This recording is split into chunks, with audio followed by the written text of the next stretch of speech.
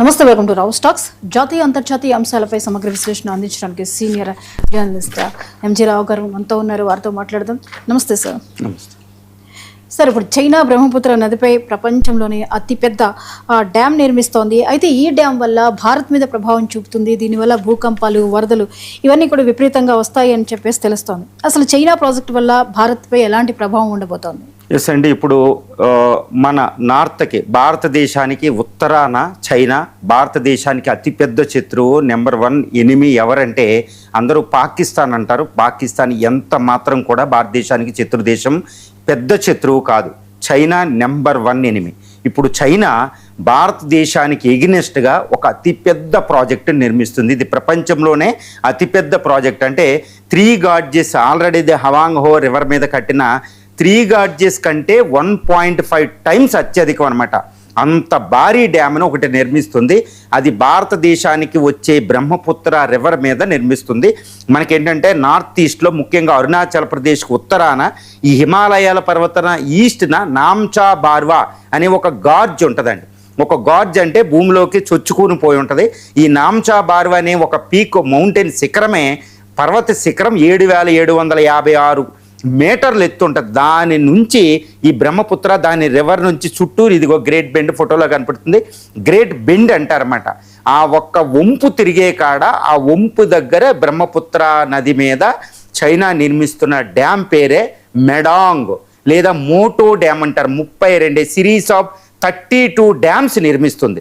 ఈ ఎంత అతిపెద్ద డ్యామ్ని అంటే ఏంటంటే 20 కిలోమీటర్ల చొప్పున 3 టన్నెల్స్ నిర్మిస్తున్నారండి. ఆల్మోస్ట్ ఏంటంటే RDX లాంటి పెద్ద పెద్ద పేలుడు పదార్థాలు, న్యూక్లియర్ పేలుడు పదార్థాలు ఉపయోగించి ఆ టన్నెల్ హిమాలయ పర్వతాలను బద్దల కొట్టి 25 కిలోమీటర్ల చొప్పున 3 టన్నెల్స్ నిర్మించి ప్రపంచంలోనే అతిపెద్ద టన్నెల్స్ నిర్మిస్తున్నారు. మానవ చరిత్రలో నిర్మించాలి ఆ టన్నెల్స్. అవి నిర్మించి బ్రహ్మపుత్ర అంటే top 5 river of the globe అండి. అంత అతిపెద్ద రివర్ని భారతదేశం వైపు నుంచి అటువైపుకు తిప్పుతుందన్నమాట. అంటే అసలు హ్యూమన్ హిస్టరీలోనే ఇంత పెద్ద ప్రాజెక్ట్ నిర్మిస్తున్నారంటే చూసుకోండి. ఏంటి మన భారత మీద ప్రభావం అంటే ఒక్కటేనండి. నేను ఒక్కటే మాట చెప్తున్నా, భారత ప్రభుత్వం ఎంత మాత్రం క్షమించడానికి లేదు.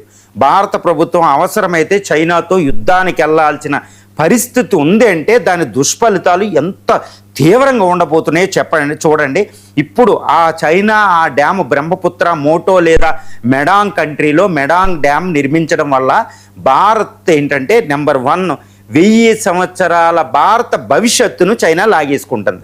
కాబట్టి యుద్ధానికి వెళ్ళాలా లేదా అది మనమే నిర్ణయించుకోవాలి.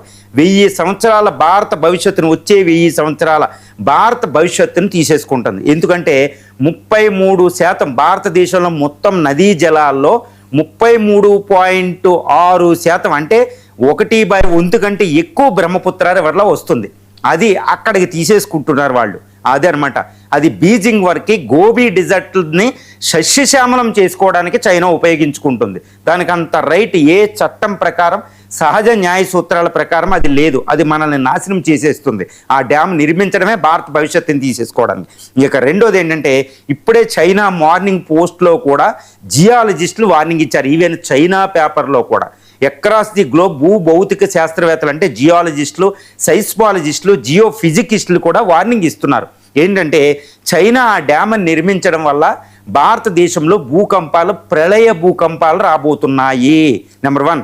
ఈ తర్వాత ఈ భూకంపాలు ఎంత డేంజరస్ వస్తాయంటే మనకు ఒక్కసారి పాతకాలానికి వెళ్ళాలి. 1950లో 8.6 మ్యాగ్నిట్యూడ్ మీద ఎర్త్క్వేక్ వచ్చింది. 1500 మంది చనిపోవడం జరిగింది. తర్వాత 1897లో ద గ్రేట్ అస్సాం భూకంపం వచ్చింది షిల్లాంగ్. అక్కడ కూడా 2000 మంది దాకా చనిపోయారు. అది ఆల్మోస్ట్ 8.2 మ్యాగ్నిట్యూడ్ తోటి వచ్చిందనమాట. చాలా డేంజర్. 1988లో, 1984, 1954, 1943, 1941, 1930, 1923 ఇలా ప్రతి 4-5 సంవత్సరాలకే ఒక తీవ్రమైన భూకంపం వస్తుంది నార్త్ ఈస్ట్లో.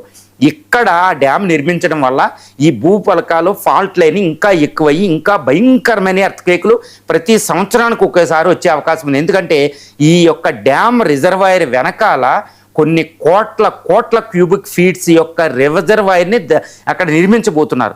ఇది భూ పొరల మీద భారంగా మారిపోతుంది. ఇదేదో మామూలు ప్రాంతం కాదండి. మామూలు ప్రాంతంలో కూడా ఎర్త్క్వేక్ వస్తాయి. ఫర్ ఎగ్జాంపుల్ మహారాష్ట్రలో కోయినా ఎర్త్క్వేక్ కోయినా రిజర్వాయర్ వచ్చింది. అక్కడ ఏమీ లేని గ్రానైట్ రాక్స్ మీద. అదే హిమాలయాలంటే ఈ బ్రహ్మపుత్ర రివర్ ఎక్కడ ప్రవహిస్తుందండి? బ్రహ్మపుత్ర నది ఇక్కడ చెముండాంగ్ అనే గ్లేషియర్ అంటే మానస సరోవర్ దగ్గర పుట్టి అక్రాస్ ది టిబెట్లో 2000 కిలోమీటర్లు ప్రవహించి ఇండియా వైపు తిరిగింది. 2200 కిలోమీటర్లు. ఇది మొత్తం ఈ యొక్క బ్రహ్మపుత్ర నది సింధు నది మార్గం ఎక్కడుంటుందంటే ఇది according to plate tectonics theory ప్రకారం Indo Australian plate Eurasian plate కలిసే చోట రెండిట్లకి ఆపరేషన్లో డాక్టర్ కుట్లు కుట్టినట్టు అనమాట. సూచూర్ జోన్ అంటారు. డాక్టర్ కుట్లు కుట్టిన తర్వాత మిగిలింది. అలాంటి జోన్లో ప్రవహిస్తుంది అనమాట బ్రహ్మపుత్ర రివర్. ఎంత డేంజరస్ రివరో చూడండి. దాని దగ్గర చైనా నిర్మిస్తుందంటే భారతదేశంలో భూకంపాలు చాలా తీవ్రమైన అవ్వబోతున్నాయి. ఈ హిమాలయ నార్త్ ఈస్ట్ ఇండియాలో కూడా భూకంపాలు రాబోతున్నాయి. చాలా డేంజరస్. అంటే భారత్లో భూకంపాలు ఈ 5th earthquake prone zone, 6th, 5th, 4th జోన్లో ఎర్త్క్వేక్లు ఎక్కువ అవబోతున్నాయి. Not only in north east అండి. ఎంత డేంజరస్ అండి చైనా డ్యామ్ నిర్మించడానికి. ఎంత డేరింగ్ ఉండాలి దాన్ని నిర్మిస్తుంటే. భారతదేశం మౌనంగా ఉండడం ఇంకా విచిత్రం ఇక్కడ. ఇది ఒకటి. తర్వాత ఈ భూకంపాలు వచ్చినప్పుడు ల్యాండ్ స్లైడ్స్ వస్తాయి. ఈ యొక్క మనం ఉత్తరాఖండ్ ల్యాండ్ స్లైడ్ చూసాం కేదార్నాథ్ దగ్గర. అది కూడా ఒక ల్యాండ్ స్లైడే అది. తర్వాత ఉత్తర కాశీలో చూసాం ల్యాండ్ స్లైడ్. అంటే భూమి విరిగి పడద్దు అనమాట పర్వతాల్లో. అంతే, చాలా డేంజరస్ రాబోతుందన్నమాట. ఇది కూడా వార్నింగ్ ఇచ్చారు. ఇది రెండోది. ఇక మూడోది ఏంటంటే ఫ్లడ్స్. ఏదైనా ఎర్త్క్వేక్ వస్తే ల్యాండ్ స్లైడ్ రావడమే కాదు, ఈ రివర్లో ఈవెన్ బ్రహ్మపుత్ర రివరు దాని ఉపనదులు ఉంటాయండి.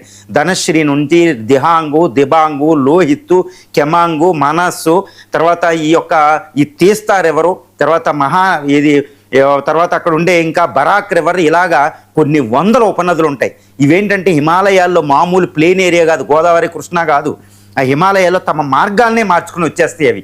అంత డేంజరు. టెంపరీ డ్యామ్స్ కేదార్నాథ్ ఈ హిమాలయన్ సునామీ లాగా వస్తాయి అనమాట. అంత డేంజర్. ఇది మూడో డేంజరు. ఇంత ప్రమాదం. తర్వాత అది వాటర్ బాంబుగా ఉపయోగపడుతుంది. చైనా యుద్ధాల్లో బాంబులు ఎక్కలేదు, వాటర్ వదిలితే చాలు. ఎంటైర్ నార్త్ ఈస్ట్ 5 లక్షల చదరపు కిలోమీటర్ల ప్రాంతంలో 3 కోట్ల మంది ప్రజలు కేవలం బ్రహ్మపుత్ర రివర్ బేసిన్లో ఉన్నారు. మనకే 6 స్టేట్లు, అరుణాచల్ ప్రదేశ్, అస్సాం, మేఘాలయ, తర్వాత ఇక్కడ సిక్కిము, నాగాల్యాండ్, తర్వాత ఇవి 6 స్టేట్లు వెస్ట్ బెంగాల్ తక్కలి డేంజర్లో పడిపోతున్నాయి, ఇంక్లూడ్ బంగ్లాదేశ్ అనమాట. ఇంత డేంజర్ దుష్ఫలితాలు రాబోతున్నాయి. భారతదేశం యొక్క 1000 సంవత్సరాల భవిష్యత్తును చైనా తీసుకెళ్ళిపోతుందండి. మనం national water grid, national river linking project అనేది నిర్వీర్యం అయిపోతుంది. ఆల్మోస్ట్ 15-25 లక్షల కోట్లతో అక్కడక్కడ నిర్మించేస్తున్నాం water grid. Already Krishna Godavari కలిపాం. ఇప్పుడు బ్రహ్మపుత్ర రివర్ ఈ సర్ప్లస్ మిగులు జలాలే ఈ నేషనల్ రివర్ గ్రిడ్కి మనకి ఆధారం అనమాట. ఇవి ఇప్పుడే వాటర్ స్కేర్సిటీ వస్తుంది. వచ్చే 20-30 సంవత్సరాల్లో కేవలం బ్రహ్మపుత్ర రివర్ మాత్రమే మనకి ఈ సర్ప్లస్ అనమాట. ఇది ఇప్పుడు చైనా తీసుకెళ్ళిపోతుంది. మరి మన భవిష్యత్ తరాలకు వాటర్ ఏది? చైనా ఆ రోజు ఆ డ్యామ్ కట్టినప్పుడు ఇప్పుడు ఎవరైతే మౌనంగా ఉన్నారో వాళ్ళని చరిత్ర క్షమించే ప్రసక్తి ఉండదన్నమాట. ఇప్పుడు మనం కళ్ళు తెరిచి చూడాలి. భవిష్యత్తు చైనా చేసింది మన భవిష్యత్తును లాగేసుకుంటుంది. ఇంత దారుణమైన డ్యామ్ని, ఈ మెడాంగ్, ఈ మోటో డ్యామ్ని చైనా అక్కడ నామ్చా బార్వా దగ్గర ఈ అరుణాచల్ ప్రదేశ్కి దగ్గరలో కేవలం 10-15 కిలోమీటర్ల దూరంలో అది నిర్మిస్తుందండి. చాలా డేంజర్. ఆ గ్రేట్ బెండ్ దగ్గర నామ్చా బార్వా లేదా ఈ యొక్క దిహాంగ్ గార్జ్ అంటారు. అది ఎట్టి పరిస్థితుల్లో చైనా నిర్మించకుండా భారతదేశం అట్టుకుని మనం తీరాల్సిందే ఏ విధంగానైనా. సార్, మరి భారత్ ఇంత ముప్పు పొంచి ఉన్న ఈ ప్రాజెక్ట్ని ఎందుకు ఆపలేకపోతుంది? మౌనం వెనుక కారణాలు ఏంటి? ఎస్ అండి, ఇప్పుడు భారతదేశం ఏంటంటే నేను ఒకటే చెప్తాను. ఇప్పుడు చైనా నిర్మిస్తున్న ఈ బ్రహ్మపుత్ర రివర్ డ్యామ్ అని, ఈ మోటో లేదా ఈ యొక్క మెడాంగ్ ప్రాజెక్ట్ని ఎట్టి పరిస్థితుల్లో భారతదేశం ఆపాలి. మరి భారతదేశం ఇప్పుడు ఎందుకు మౌనంగా ఉంటుంది? నాకైతే అర్థం కావడం లేదనమాట. ఇప్పుడు ఇది చెప్పేటప్పుడు కూడా నాకు ఒక రకమైన భయం కలుగుతుంది. అరే, భారత భవిష్యత్తు ఏంటి? ఇప్పుడు వచ్చే 20 సంవత్సరాల తర్వాత మనకు వాటర్ కావాలి. National water grid, national river linking, even supreme court కూడా అడిగింది నిర్మించండి అని. ఎంతో ప్రాజెక్టు నిర్మిస్తున్నాం, కొన్ని లక్షల కోట్లు పెడుతున్నాం. మరి ఈ ప్రాజెక్టుకి మిగులు జలాలు ఏవి? బ్రహ్మపుత్రలో 33% రివర్ వాటర్ సర్ప్లస్ వెళ్ళిపోతుంది. ఎంత జోకింగ్గా మాట్లాడుతున్నారంటే అస్సాం చీఫ్ మినిస్టర్ హేమంత్ బిశ్వాస్ ఏమంటున్నారంటే ఆయనకు అసలు పరిజ్ఞానం ఉందా లేదా ఏంటో కూడా అర్థమవుతలేదన్నమాట. ఆయన ఏమన్నారంటే బ్రహ్మపుత్ర మీద చైనా నిర్మించుకున్న మనం చేసేది ఏదీ లేదు. ఎందుకంటే బ్రహ్మపుత్ర అనేది రివర్ అయిన వాటరు, ఎక్కువ వాటర్ మన ఇండియాలో పడిన వాటరే వస్తుందని ఆయన అంటున్నారు. కానీ ఒక్కటి మర్చిపోతున్నారు ఆయన, ఎక్కువ బ్రహ్మపుత్రలో రివర్ సర్ప్లస్ వాటర్ ఎక్కడ వస్తుందంటే అక్రాస్ ది హిమాలయాస్లో టిబెట్లో మంచు కరిగి ఎక్కువ 1/3 30% రివర్ వాటర్ వస్తుంది. ఆయన చెప్పింది 60% అనేది వాటర్ వల్ల వర్షపాతం వల్ల వస్తే అది ఎక్కువగా ఇండియాలోనే పడుతుంది. మరి 30% వాటరే సర్ప్లస్ బ్రహ్మపుత్రాలు ఎవరో, మరి అది చైనా లేకపోతే భారతదేశానికి ఎంత ప్రమాదంలో పడిపోతుందండి. వాటర్ వచ్చినప్పుడు, వరదలు వచ్చినప్పుడు, యుద్ధం వచ్చినప్పుడు పరిస్థితి ఏంటి? ఆయన ఎందుకు సమర్థిస్తున్నాడో కూడా అది తెలియడంలే. కానీ అరుణాచల్ ప్రదేశ్ చీఫ్ మినిస్టర్ ఏంటంటే ఇది వాటర్ బాంబు, దీన్ని ఆపాలని ఆయన మాట్లాడుతున్నారు కండు, అది ఓకే. మరి భారత ప్రధాని ఎందుకు నెమ్మదిగా ఉంటున్నారు? ఈ విషయాన్ని చాలా జాగ్రత్తగా మనం గమనించాలి. ఒకవేళ ఇందిరాగాంధీ ప్రైమ్ మినిస్టర్గా ఇప్పుడు ఉంటే ఆవిడ ఏం చేసేదో మనం మాట్లాడుకోవాలి. ఎందుకంటే India safety is important. Who is the prime minister in Hastina is not important for me, not important for the Indians అండి. ఆయన ఏం చేశాడు దేశాన్ని రక్షించడానికి, భవిష్యత్తును కూడా ఊహించగలిగి ఉండాలి. ఇప్పుడు ప్రైమ్ మినిస్టర్, భారత ప్రభుత్వం ఇప్పుడు ఈ బ్యాటిల్ ఆఫ్ గాల్వాన్ అనే మూవీకి సర్టిఫికెట్ ఇవ్వడంలే. సెంట్రల్లో ఈ ఫిల్మ్ బోర్డు దానికి క్లియరెన్స్ ఇవ్వడంలే. బ్యాటిల్ ఆఫ్ గాల్వాన్ ఏంటి అంటే 2026లో కల్నల్ సంతోష్ కుమార్ 20 మంది భారత జవాన్లు ఆయుధాలు లేకుండా చేతులతో పోరాడి చైనా 50 నుంచి 60 మందిని చంపేశారు గాల్వాన్లో. భారతదేశాన్ని కంటికి రెప్పలా కాపాడి -40 డిగ్రీల సెంటిగ్రేడ్లో చైనాకి ఎదురొడ్డి నిలబడి చైనాకు, ప్రపంచానికి భారత పవర్ ఏంటో చూపించారు. ఇప్పుడు బ్యాటిల్ ఆఫ్ గాల్వాన్కి సెంట్రల్ ఫిల్మ్ బోర్డు ఎందుకు ఇవ్వడం లేదంటే చైనా హర్ట్ అవుద్దనే అదే నెపం. మరి ఇక్కడ దురందర్కి ఇచ్చినప్పుడు ఈ బ్యాటిల్ ఆఫ్ గాల్వాన్కి ఎందుకు ఇవ్వడం లేదంటే భారత ప్రభుత్వం భయపడుతుందా, చైనాకి భయపడుతుందా? భయపడినా పర్వాలేదు, కానీ బ్రహ్మపుత్ర రివర్ని భారత భవిష్యత్తును తీసేసుకుంటుంది.